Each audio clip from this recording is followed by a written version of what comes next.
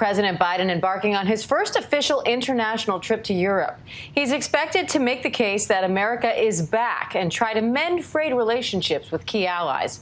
Biden's also expected to confront Russian President Vladimir Putin over cyber attacks, election interference, and human rights violations, but also look for areas where the two countries can work together.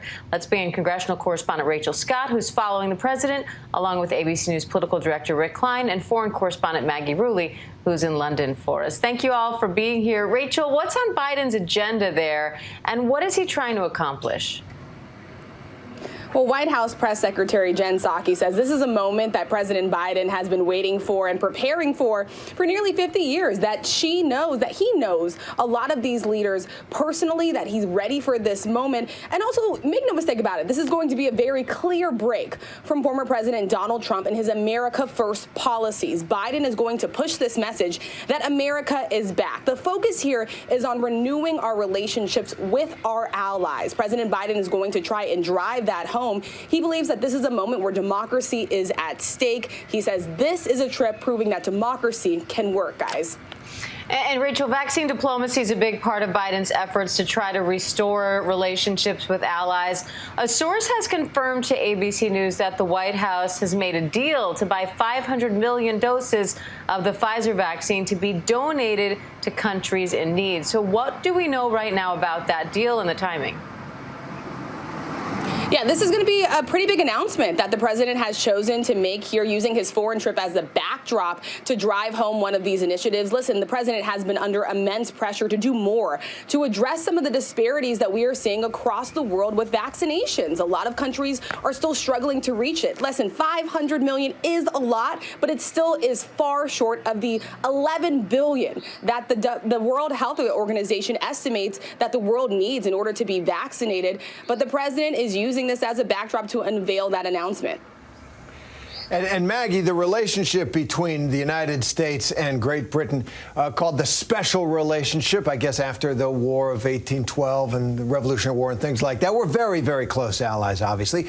But there has been this disruption with President Trump's sort of scrambling of the chessboard. So how are people in the UK responding to Joe Biden's first visit there?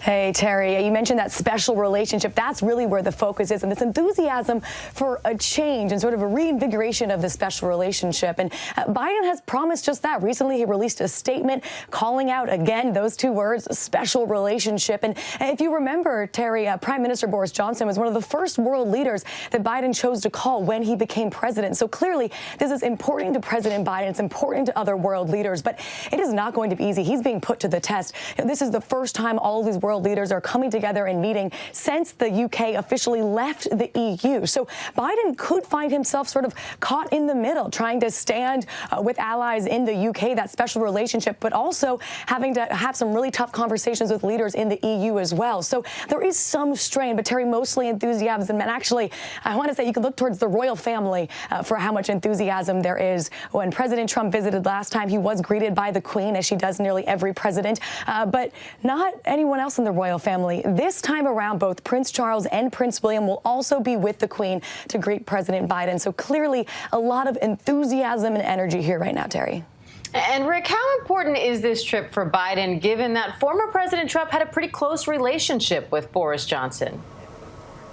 Yeah, what's so interesting, Diane, is that the White House says that the president has spent 50 years preparing for this moment, and he has met so many of these world leaders. Well, one he has not met is Boris Johnson, and maybe the only world leader that President Trump came into office with more of a relationship with than Joe Biden. And yes, Trump and Boris Johnson got each other at a certain level. They even made jokes about their shared appearance at times. And of course, the Brexit issue was something that had a lot of Trumpism infused in it. But the fact is, for Boris Johnson, a strong relationship with the U.S. president is critical. Every British prime minister recognizes that at some level. And there's a lot of shared interest when it comes to issues that President Trump was not inclined to help the world community with. Of course, we remember those G7 meetings where there were no joint findings because of those disagreements. You can expect a lot more deliverables, actionables out of this, including on climate change, which is a big priority for both Prime Minister Johnson and President Biden.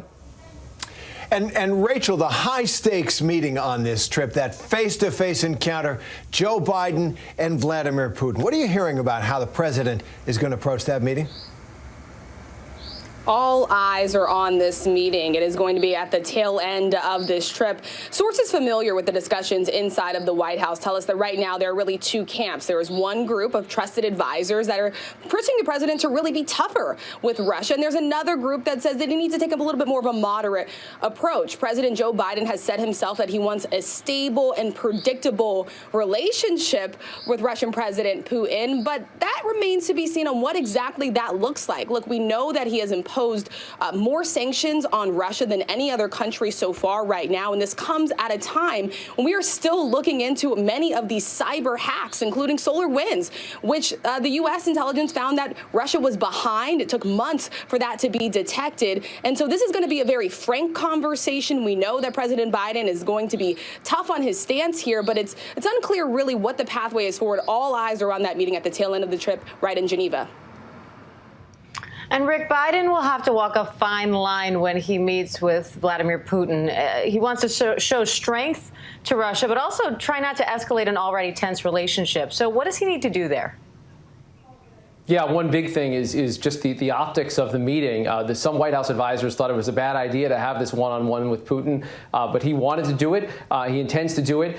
We remember some of the very bad optics for President Trump when these two leaders appeared together, and it appeared that President Trump was just taking Putin's word for it when it comes to what he had said about attempted hacks of the previous election. Now there are other hacks that are top of mind, hacks on the U.S. infrastructure, things that impact the way of life when it comes to fuel, when it comes to meat, when it comes to energy and transportation. Those are issues that we know that the Biden administration is blaming Russia at some level for, not directly the Russian government or Vladimir Putin, but saying that governments have to be responsible for actors inside their borders. So being tough on that issue is a big piece of it. Very curious to see how long the meetings go, what is said afterward, knowing that Putin is likely to exploit anything he can out of the optics of getting a meeting like this with President Biden. The Biden side aware of it as well, aware of the fraught relationship that Trump began with Putin throughout, and correcting for that, and also making a major statement that this whole series of meetings, one of the big themes of the next week or so is the strength of democracy against all comers, including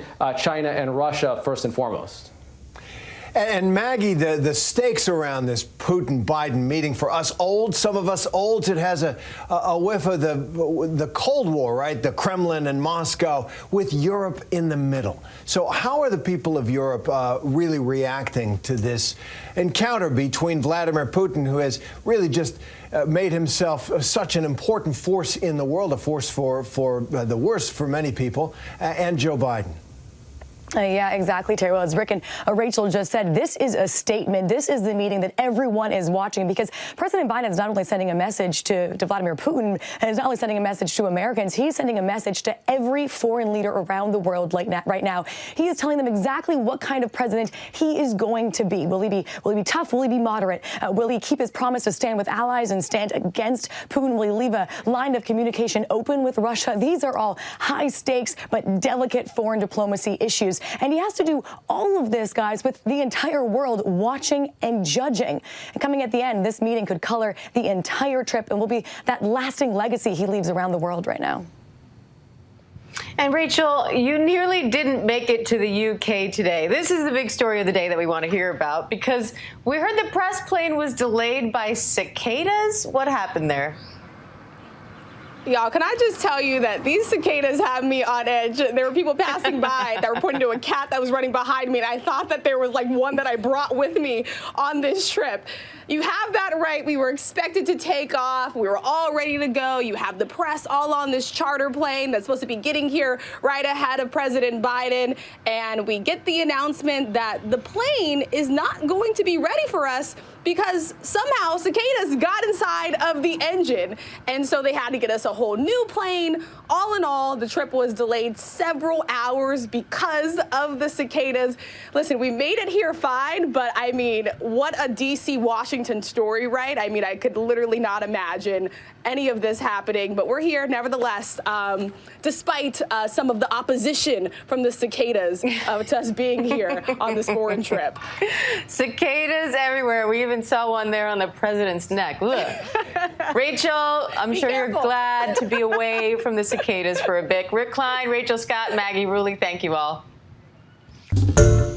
Hi, everyone. George Stephanopoulos here. Thanks for checking out the ABC News YouTube channel. If you'd like to get more videos, show highlights, and watch live event coverage, click on the right over here to subscribe to our channel. And don't forget to download the ABC News app for breaking news alerts. Thanks for watching.